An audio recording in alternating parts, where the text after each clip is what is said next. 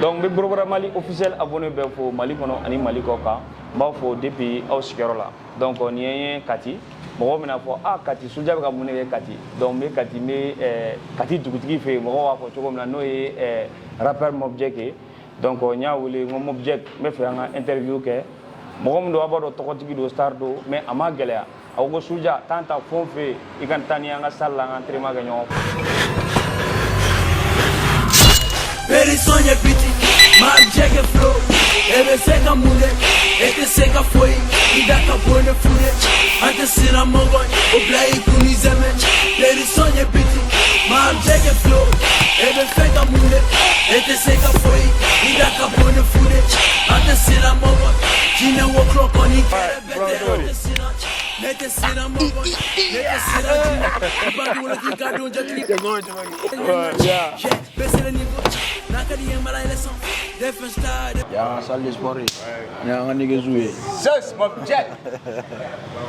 Yeah, ça va. Bien vous. Ok, jara.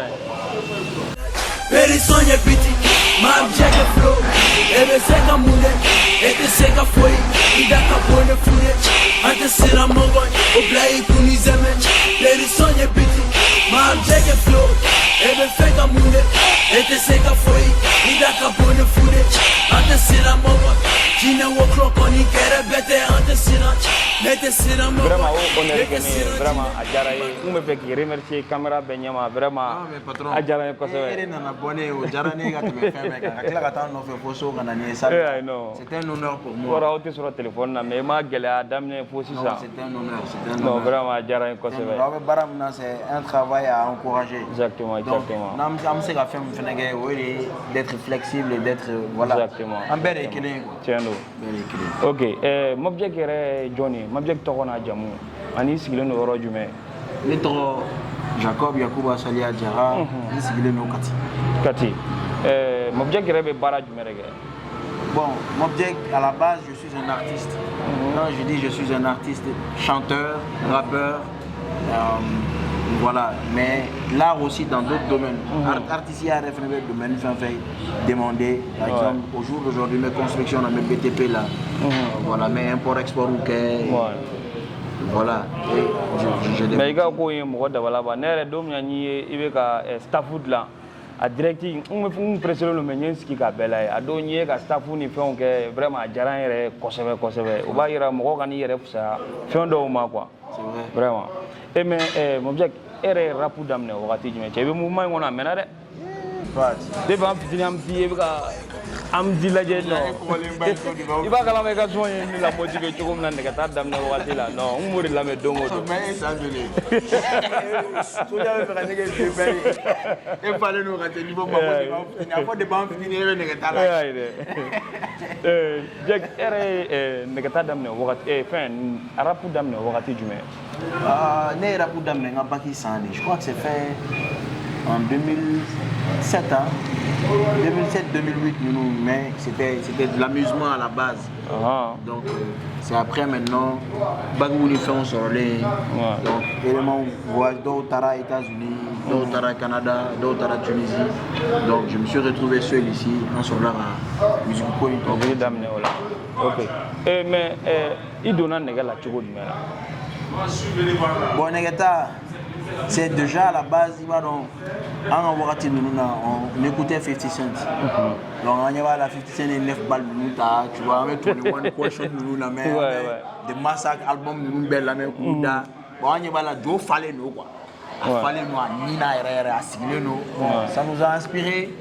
Donc on a dit on veut ressembler à un tel genre un tel type d'homme parce que Tchère qu'on est né à Djatela Tchère d'affaler signer les Tchère donc c'est lui qui nous a inspiré bon en demi-scène nama c'est ça donc il interroge d'obé il faut Dani on doit à entraînement qui est là Calaban sous pas fait donc on doit à moi quand même série donc c'est comme ça que c'est venu quoi moi de là le sandi on a mis negata geto kono nega non ta quoi donc adam na no lulu moi de là levé to en gain donc là era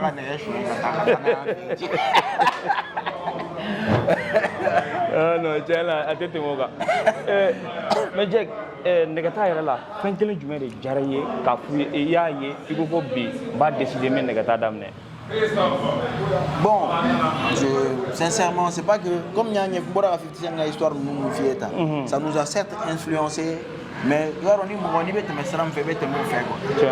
vois, c'est un truc à dire, un mouvement d'amener, bon, fin d'or est bien inspiré. Tu vois, donc c'était juste ça, ça nous a inspiré, on a eu envie que voilà. Ok, mais il y a carrière musicale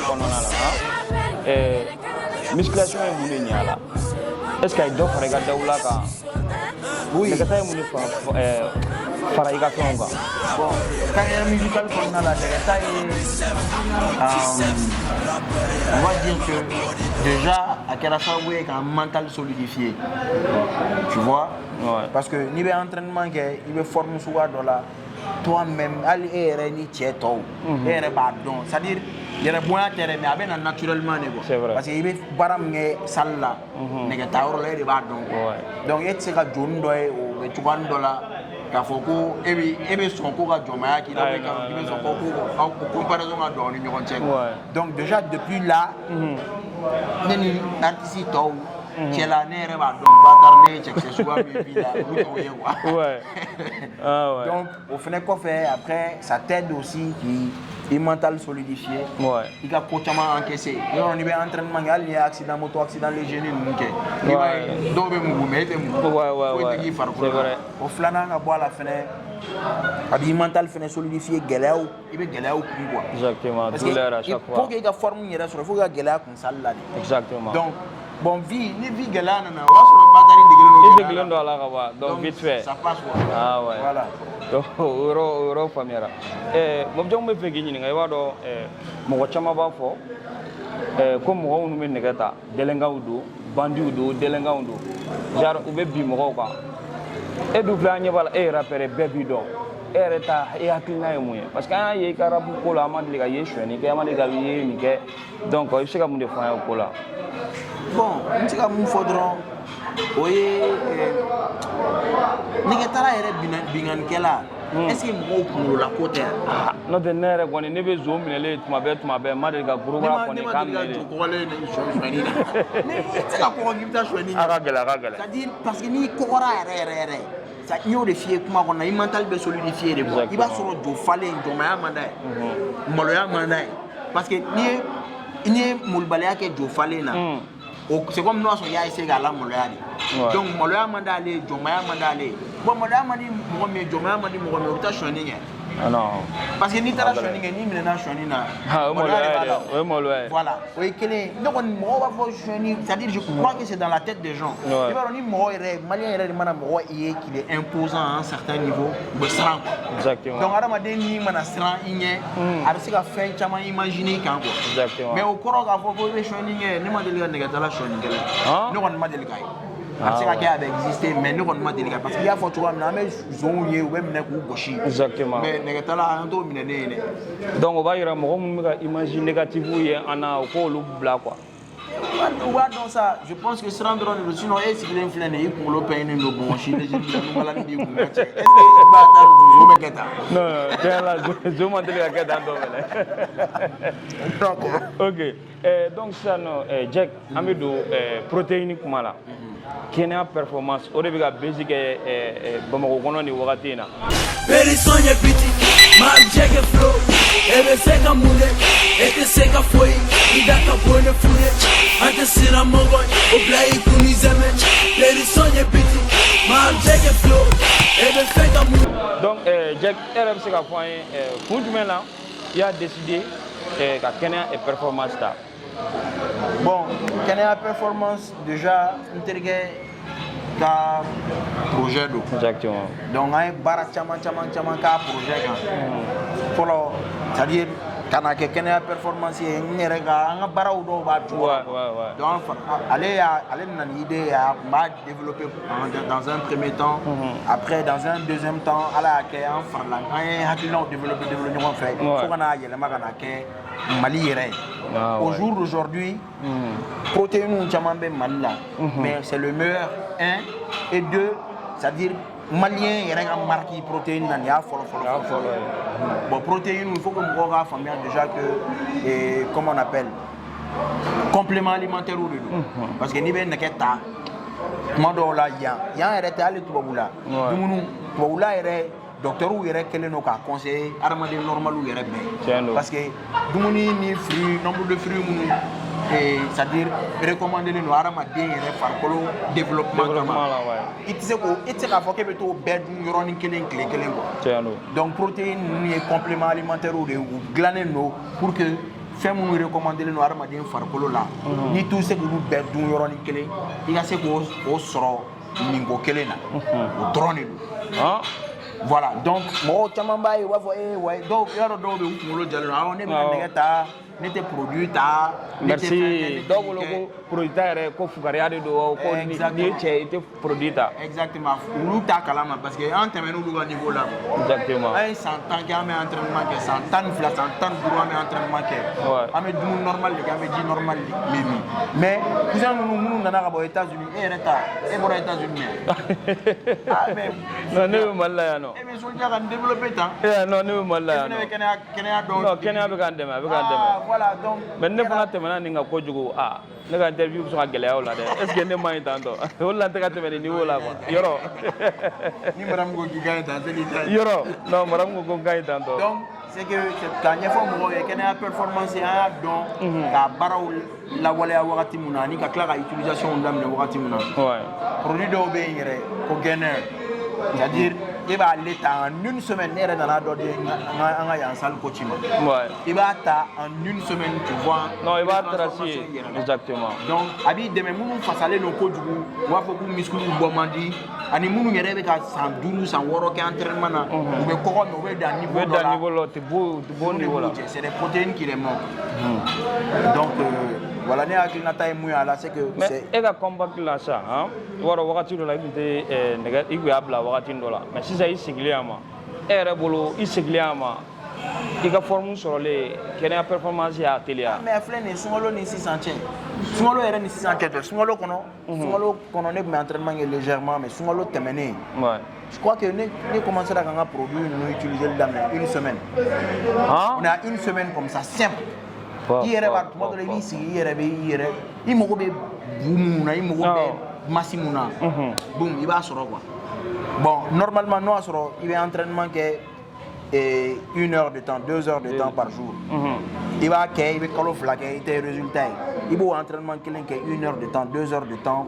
par jour avec les temps de repos en une semaine i b'i développer de donc o ye ni kɛnɛya performance matarafa ka ɲa fɔlen filɛ nin ye o y'a mɛn dɛ Jack i b'a dɔn fana mun fana ye kɛnɛya performance in yɛrɛ diya ne ya o ye prix ko de vraiment a prix a b'a to bɛɛ bɛ se k'a san et fana prix fɛn o fɛn b'a la prix ba b'a la dugumala b'a la o fana ni e ye waritigi ye o wari bi i b'i débrouiller o n'i ye belebeleba ta a b'i nafa wa n'i ye fitinin fana ta a b'i nafa Jack mɔgɔw ko k'i bɛ nɛgɛ ta mais i tɛ Mali gorobaraw yira kosɛbɛ donc i bɛ se ka mun de fɔ o la Jara de ka clipw la k'i ka clipw la k'i tɛ gorobaraw wele ka na a la Jack ni gorobaraw donnen tɛ ɲɔgɔn na kosɛbɛ quoi et pourtant i y'u ka idole de voilà donc i bɛ se ka mun fɔ o la non bon o kuma ye tiɲɛ ye mais wagati dɔ la quoi parce que à la base ni artiste fɔlɔ min ye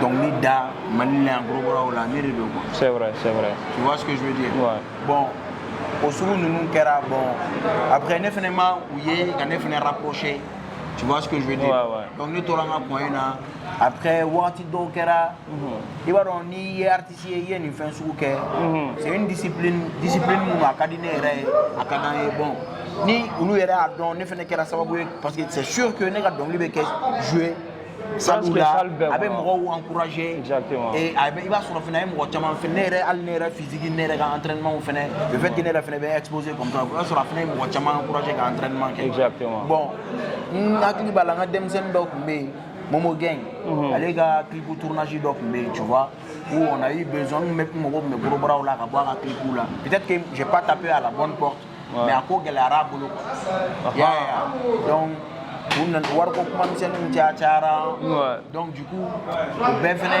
o ye kelen filanan bon comme n y'a fɔ cogoya min na il faut quand même un contact pour que aw ka se ka i ni mɔgɔw ka se ka ɲɔgɔn na fɛnɛ exactement fɛnɛ ala y'a kɛ o fɛnɛ ma créer quoi mais je crois que mais je pense que ni global de la ka clip dɔ kɛ genre chaîne baw kun b'a global ninnu kan na ou bien ne de hakili bɔra ouais parce que hakili b'a la c'était une interview merci voilà ouais c'était une interview donc n y'a ye aw kun bɛ ka tagama tutu wa scène fana ɲɛna kosɛbɛ mais bi bi na Mali mouvement global e yɛrɛ hakilina ye jumɛn y'a la bon bi na Mali mouvement global moi je pense que d'après les choses que j'ai vues, les images que j'ai vues, on y a un mouvement tatoué la tourana.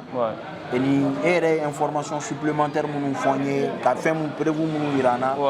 Ah non, moi je pense que c'est une fierté. Ah non, c'est énormément une fierté qu'allier champion Bambolo, discipline face à Bella, développer coucher là, bras de fer là, après voir comment Salou Befa complètement cassé.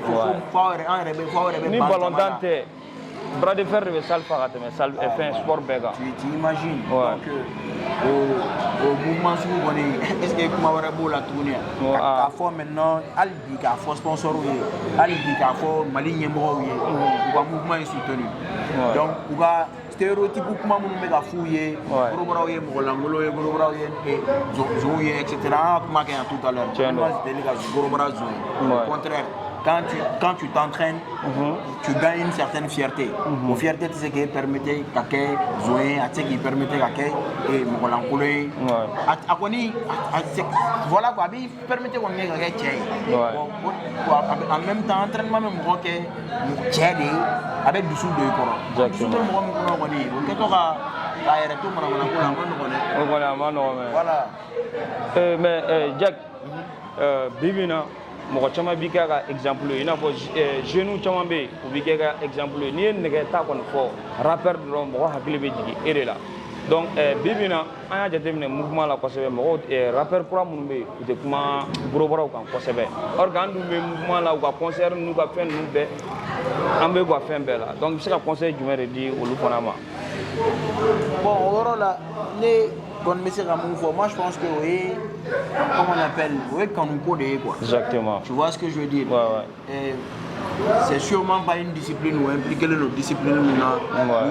O ye kelen filanan comme ne k'a f'i ye cogoya min na stéréotype maliyɛn yɛrɛ ni maliyɛn bɛ siran fɛn ɲɛ dɔrɔn a ma nɔgɔn quoi. Non a ma nɔgɔn. Tu imagines jɔn a bɛ komi aw ka caméraman min filɛ nin ye e mana bɔ k'i jɔ caméraman ɲɛma n'i n'a tɛ ɲɔgɔn dɔn ka cɛ non a bɛ siran dɔɔnin a bɛ siran dɔɔnin. Voilà donc n'a siran nin ɲɛ tant que e ma discussion ni yɛlɛw ni fréquentation suguya dɔ don aw ni ɲɔgɔn cɛ il peut pas savoir que tu es aussi accessible et aussi bien que ça quoi. Exactement. Tu vois ce que je veux dire. Donc o y'a jate dɔ ye mais je pense que dans le temps Mali yɛrɛ bɛ ka évoluer cogoya min na comme e yɛrɛ ɲɛ bɛ salle bɛ ka fa cogoya min na. Non sisan kɔni mɔgɔw bɛ k'u intéresser mouvement na. Ça veut dire que les gens commencent à comprendre. Ani hali ni minnu b'a kɛ fɛn wɛrɛ kan u b'a kɛ bitisiw kama. Non siga. Voilà kana inquiéter fɛn bɛɛ n'a wagati de don. Hali n'u m'a kɛ fɛn wɛrɛ kan u b'a kɛ bitisiw kama le fait que bitisiw b'a dɔn Baatar ni jo falen don jo sigilen don. c'est que yɔrɔ dɔ la Baatar puissance b'a la ka tɛmɛ jo léger. Siga t'a la mais n ka tɛ o de y'a to e yɛrɛ ye nɛgɛ ta cameraman filanan ɲɛ t'a la o ka nɛgɛ ta. Umar Jawara. Donc du coup u bɛna tila ka nous intéresser à la quoi. Exactement. Parce que n ka cɛ i ye artiste ye e ye artiste kelen e tigi kɔkɔ e tigi intéressé gorobara la n'i ka go y'a intéressé siɲɛ kelen gorobara la n'o taara sɔrɔ ko Baatar a ko sogola de don. Non a bɛ nɛgɛ ta. I bɛ nɛgɛ ta dɛ. Non a bɛ nɛgɛ ta o la. C'est ça. Non a bɛ nɛgɛ ta o la siga t'a la parce que an yɛrɛ ka compétition senfɛ mɔgɔw tun bɛ siran. Mɔgɔw tun bɛ siran ka taa compétition kɛyɔrɔ la ko mankanw ni fɛnw bɛ kɛ mais depuis un certain temps nin y'a san 2 ye mankan tɛ compétition kɛyɔrɔ la an yɛrɛ ka compétition kɛyɔrɔ an yɛrɛ bɛ ka musow ni denmisɛnninw labɔ pour que an yɛrɛ ka sigiyɔrɔ sɔrɔ tellement bi bi in na an bɛ yɔrɔ min na hali ni mɔgɔ min bɛ photo la page Gorobara Mali officiel sanfɛ u bɛ se k'a ye musow ka ca compétition kɛyɔrɔ la. musow bɛ taa mun de la. mais i ye kuma min fɔ sisan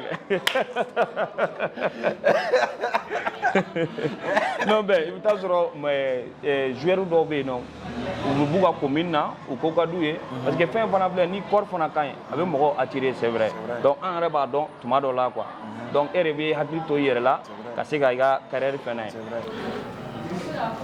Jɛgi i sen kun jiginnen don dɔ in na dɛ. Alors du coup, on va continuer. Plongen bas. Ok, Jack, il se ka conseil jumɛn di mɔgɔ minnu b'a fɔ ko protéine man ɲi, protéine ye fugariya ye, protéine ye tantɔ, i bɛ se ka conseil jumɛn di olu mɔgɔw ma, surtout gorobara kunda. Bon, ne bɛ fɛ ka conseil mun d'u ma, en tout cas, nous kɔni bɛ fɛ ka parce que nɛgɛ tan a ma daminɛ Mali la yan, a ma daminɛ Afrique. An y'a ye extérieur la mɔgɔw de la, an ye américains de la, olu de kɔɔriw jara, ça c'est une chose très claire. Exactement. Donc bon, nous y'a ye, on a comparaison, olu yɛrɛ ɲɛ b'a la, olu bɛ, par exemple, et yɛrɛ ɲɛ b'a la compétition kunda, américains bɛ level wɛrɛ la. Ah non, olu donc kɔni. bɛ level wɛrɛ la pourquoi? Parce que complément alimentaire ninnu, KPM ninnu n'a ɲɔgɔnnaw de kɛlen don k'u dɛmɛ. Exactement. Fura tɛ quoi. Ouais. Je vais expliquer aux gens fɛn mun don. Voilà. Fura tɛ. Dumuni bayɛlɛmanenw de don. Voilà, exactement. Par Protéine exemple, bɛ dumuni mun sogo na. filɛ nin ye sisan i b'a sɔrɔ protéine bɛ sogo la. Awɔ. I bɛ sogo protéine ta. I b'a sɔrɔ protéine bɛ sɛfan na, u bɛ Sɛ la. sɛfan protéine ta. I b'a sɔrɔ protéine bɛ sɛ la, u bɛ sɛ protéine bɔ a la. I Exactement. b'a sɔrɔ protéine bɛ jɛgɛ la, u bɛ jɛgɛ protéine bɔ a la. I Exactement. b'a sɔrɔ protéine bɛ namasa la, u bɛ namasa protéine bɔ a la. I b'a sɔrɔ protéine bɛ aliment Après, fɛn fɛn la, caman. les blés, etc. U b'o bɛɛ de bɔ a la k'o bɛɛ de concentrer. Donc o tɛ fura ye o dumuni de. Dumuni de Mais don. dumuni ni mun don mɔgɔw b'a dɔn fɛnɛ dumuni fɛnɛ ye fura ye adamaden ma parce que ni kɔngɔ y'i minɛ ka taa se niveau dɔ la bana don ka di farikolo Siga t'a la. bon ni e bɛ entraînement kɛ ka taa se niveau dɔ la i bɛ dumuni kɛ so mais dumuni minnu recommandelen don protéines minnu recommandé don walasa ka se ka farikolo parce que quand tu t'entraînes Ouais. il y a des muscles vaisseaux dɔw de b'i la minnu bɛ pɛrɛn-pɛrɛn Exactement. donc n'olu pɛrɛn-pɛrɛnna sisan pour que Olu olu ka ka régénérer exactement. rapidement il faut qu'il ka créatine de ta bon ni créatine t'e bolo e tɛ créatine dɔn e vaisseau ne bɛ na salle la sisan e ni ne bɛ entraînement kɛ bi ni sini sini ɲɛna an bɛ semaine kelen kɛ entraînement na e vaisseau bɛ pɛrɛn i b'i fununen ye kɔfɛ i funu bɛ tila ka jigin donc toi tu vas prendre une semaine yanni e vaisseau ka reconstruction kɛ ka tila ka kura wɛrɛw d'e ma bon ne bɛ taa ne bɛ créatine ta sisan bi ni sini ne vaisseau bɛ nɔgɔya fo kura wɛrɛw bɛ tila ka na tuguni donc tu vas voir que forcément évolution et nega évolution tɛ kɛ kelen ye quoi. Tu vois comment c'est simple. A ka nɔgɔn quoi mais mɔgɔw tɛ fo fa ka ɲɛf'u ye f'u k'a faamuya de quoi. Exactement. Donc olu de don o ye kelen ye. Filanan protéine ni gaineur ninnu fɛnɛ la o cogoya kelen don. An bɛ dumuni kɛ aliment dɔw bɛ yen i b'a sɔrɔ fɛn dɔw b'an farikolo jɛ. Fɛn dɔw b'an farikolo jɛ kelen dɔw bɛ yen yɛrɛ u bɛ entraînement kɛ hali n'i ye dumuni kɛ k'i kɔnɔ fa. Dumuni quantité tɛmɛ dumuni qualité de don. Exactement. Bon mɔgɔw kan k'o yɔrɔnin de dɔn. E m'a ye tuma dɔw la mɔgɔ dɔw kuma tulonkɛ kuma na dɔw b'a fɔ cɛ n ka cɛ e bɛ dumuni duman de kɛ so sa e bɛ dumuni o de y'a to ne tɛ ka bɔ tan etc. Bon pour ne pas que comparaison ninnu kana c'est là où il faut aller vers les protéines et les gaineurs parce que protéine ni mana dumuni duman kɛ cogo o cogo mais fɛn dɔw bɛ dumuni na i b'a sɔrɔ olu quantité a farikolo mago b'u la parce que a bɛ entraînement dur kɛ donc ni e y'o ta dɔrɔn e farikolo b'o remplacer une bonne fois. Exactement. Donc c'est ce qu'il faut an ka se k'o ɲɛfɔ mɔgɔw k'o faamuya dumuni dɔrɔn de don. Dumuni nafama yɔrɔ de bɔlen don ka d'an ma pour que an ka nin dakuru ɲɛ kelen i farikolo bilara lɛsi la dɔw bɛ yen fɛnɛ wɛ entraînement kɛ mun tɛ repos sɔrɔ i b'a sɔrɔ hakili mouvement bɛ caya i tɛ repos sɔrɔ bon glycine fɛnɛ b'an bolo o cogoya kelen na n'i ye glycine ta a bɛ sunɔgɔ nɔgɔya i ye hali n'i ye 2 heures de temps sunɔgɔ avec la glycine la i bɛ wuli i b'a sɔrɔ i farikolo lafiyalen don. Donc a bɛ kɛ i n'a fɔ i ye 8 heures sunɔgɔ. A bɛ kɛ i b'a fɔ i ye 8 heures sunɔgɔ et tu te réveilles en forme i b'a sɔrɔ i muscle b'u nɔ la foyi man jugu nɛgɛtala ma ka tɛmɛ e taara salle kɔnɔ ka don o don e ye semaine kalo kelen kɛ kalo fila kɛ e bɛ ka nɛgɛjuru ta kɔfɛ i taara i jɔ tuma wɛrɛ la ɲɛ bɛ fasalen na. O tɛ courage don mɔgɔ la. A bɛ mɔgɔ décourager o. Exactement. Donc ni fɛnw bɛ ka ɲɛfɔ aw ye fɛnɛ aw bɛ tila k'aw kunkolo ja an bɛ tɛmɛ o la kɛ sɔɔni dɔrɔn ne bɛ na kuso ja la. Non u bɛ ka faamuya sisan nɔ parce que ko in daminɛ na mɔgɔ bɛ ka fɔ e cɛ suja ninnu bɛ ka na fura dɔ feere mɔgɔw ma a kana nin ta o ye fugariya de ye mais bi bi in na ni stock nana sisan an yɛrɛ bɛ ka ye stock bɛ ka épuiser dɔɔni fɔlɔfɔlɔ dɔw tun b'u dɛn ka a cɛ suja i bɛn ka a di yan nin bɛ taa nin ne ko ko dogoligu fɛn tɛ mais bi bi in na mɔgɔw bɛ ka a faamuya. Voilà boloko injection centol ninnu kirikirata ninnu de don quoi. Voilà. Ça n'a rien à voir. En plus ni ye protéine ta i bɛ nɛgɛ ta de dɛ. Siga t'a la dɛ. Donc Jack n bɛ fɛ ka question min poser i kunna o ye i ka conseil di i dɔgɔni nɛgɛtalaw ma minnu bɛ nɛgɛ fana ta o ye mun ye parce que mɔgɔ dɔw bɛ yen u bɛ nɛgɛ ta donc n'u ye nɛgɛ ta fiɲɛ b'u nun kɔrɔ u tɛ siran fa ɲɛ u tɛ siran ba ɲɛ u tɛ siran mɔgɔ ɲɛ du kɔnɔna kɛrɛfɛ tɛ kɛlɛmana kɛrɛfɛ tɛ et en tant que grand frère i bɛ se ka conseil jumɛn de di olu mɔgɔw ma est ce que nɛgɛ ta n'i ye nɛgɛ ta de a dabɔra i ka t'i funu bɛɛ kɔrɔ ou bien i ka jama jama fan bɛɛ yan. Non, soja ma dabɔ o kama mais il faut comprendre que surtout yɛrɛ bɛ k'a fɔ ko denmisɛnnin quoi an kana bɛɛ lié nɛgɛta yɔrɔ la tu sais que mɔgɔninfin yɛrɛ n'i bɛ crise d'adolescence kɔnɔna la o comportement ninnu bɛ kɛ adamaden na toujours âge de fierté c'est vrai exactement donc funufunu k'i yɛrɛ funu i fa n'i baw kɔrɔ o bɛ adamaden yɛrɛ la naturellement mais nɛgɛ comme an y'a fɔ a daminɛ la a bɛ fierté de di adamaden ma kelen ni fanga fɛnɛ faral'o kan k'o fara e ka adolescence jate kan i bɛ yuguyuguli kɛ dɛ mais il faut qu'ils comprennent que diɲɛlatigɛ kuntala ka jan quoi c'est-à-dire nɛgɛ bɛ ka i bɛ ka nɛgɛ ta walasa i ka bila forme na pour que tu te sentes bien dans ta peau et que tu sois sportif et que sira wɛrɛw fan fɛ i farikolo ka se ka i yɛrɛ nafa bon n'e taara kɛ ka danga ɲini ka lase i yɛrɛ ma mɔgɔ c'est-à-dire finalité ye mun ye o ye c'est-à-dire i ka se ka lafiya diɲɛ na de quoi mais n'i ye danga ɲini ka lase i yɛrɛ ma o b'i tɔɔrɔ dɛ i mana kɔgɔ cogo o cogo nka cɛ ni kɔngɔ y'i minɛ a ma nɔgɔn dɛ ka taa bila dumuni dibaga la non kɔngɔ b'i sɛgɛn o la mɛnɛ mais mun an ka compétition bras de fer compétition minnu bɛna kɛ a tɛ mɛn j'espère que i yɛrɛ bɛna ye a kɛnɛw kan non soja ne bɛ ka bila la ni nana nɔfɛ dɔrɔn n bɛ taa o a banna n'ala sɔnna ni fédération ka nin jouer ou bien mun bɛ da o kan n'ala sɔnna an bɛ invitation ci ma Mɔbijaki an bɛ ka se interview kuncɛmayɔrɔ la vraiment i yɛrɛ ka baro hali nin tɛ fɛ interview yɛrɛ ka se a banyɔrɔ yɛrɛ la mais bon i ka temps koronnen don c'est vrai i ka temps ta bi dɔɔni donc i bɛ an b'o hakɛto ɲini c'est normal ok donc bi e bɛ se ka conseil jumɛn de di Mali kurukɔrɔw ma i yɛrɛ y'a fɔ déjà k'u ka an bɛ ka taa tagabolo min kan sisan a ka ɲi donc i bɛ se ka kuma bila la i bɛ se ka conseil jumɛn d'u ma. Parce que ne bɛ se ka mun f'u ye dɔrɔn u bɛ ka mun kɛ déjà a ka ɲi mais pour que nafa ka sɔrɔ a kɔnɔ encore plus u ka sponsor démarcher beaucoup plus. Tu sais parce que mouvement il va organiser a ka di mɔgɔw ye wagati dɔ la o de fana a nafa sɔrɔ a fɛn sɔrɔ wagati ye. Bon c'est pas forcément que n'aw bɛ wuli ka taa comment on appelle sponsor ou démarcher ko a wari fana bɛna ta k'a dun ka taa don tiɲɛni na mais a wari bɛ kɛ ka mouvement tɔ développer de comme vous êtes déjà en train de faire champion kan ka préparer ka se ka dugu wɛrɛ champion battu discipline caman na parce que nɛgɛta tɛ nɛgɛta dɔrɔn développer coucheau b'a la bras de fer b'a la etc.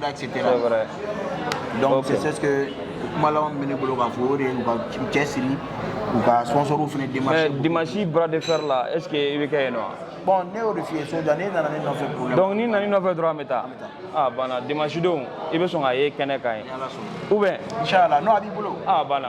n'a ma kɛ dɔrɔn e de don. ok problème foyi t'a la ok donc Mɔbijaki an bɛ ka se interview kuncɛmayɔrɔ la donc vraiment o ka di n ye i ka caméra lajɛ kuma min b'i kun ni kan cɛ kuma bila la Zari k'o fɔ an lamɛnbagaw ye.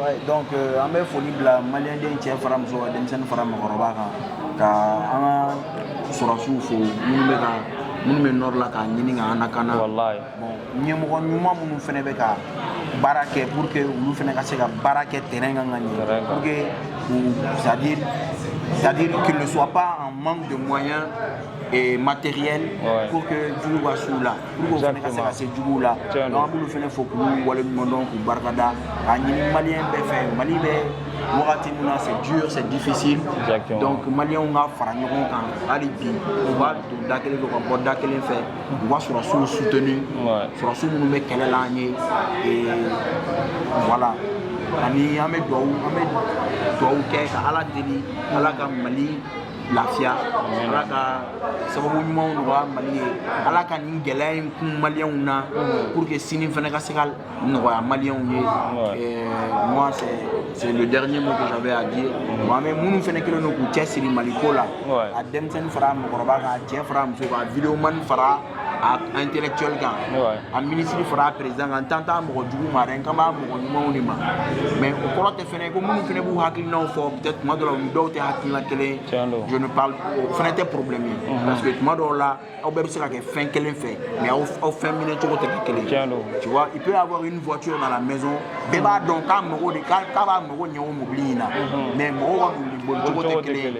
mais c'est pas forcément que c'est pas forcément ça.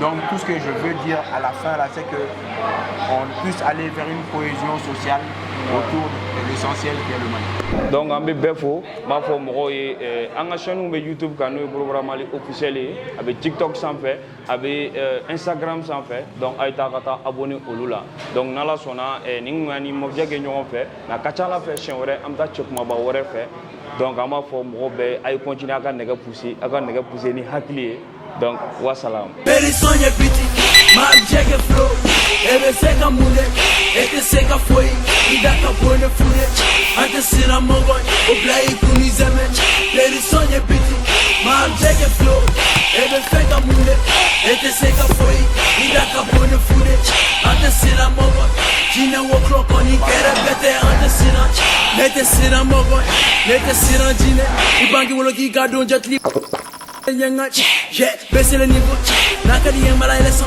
Des fins stars, des fins mouches, je te calcule même pas. Les gars flow bibalé, t'as pas les levels, reste au malé. Il gars flow dans les malé, à t'es qu'à la meilleure, et t'as qui fait bien fambé, il sait qu'à faut des gangas.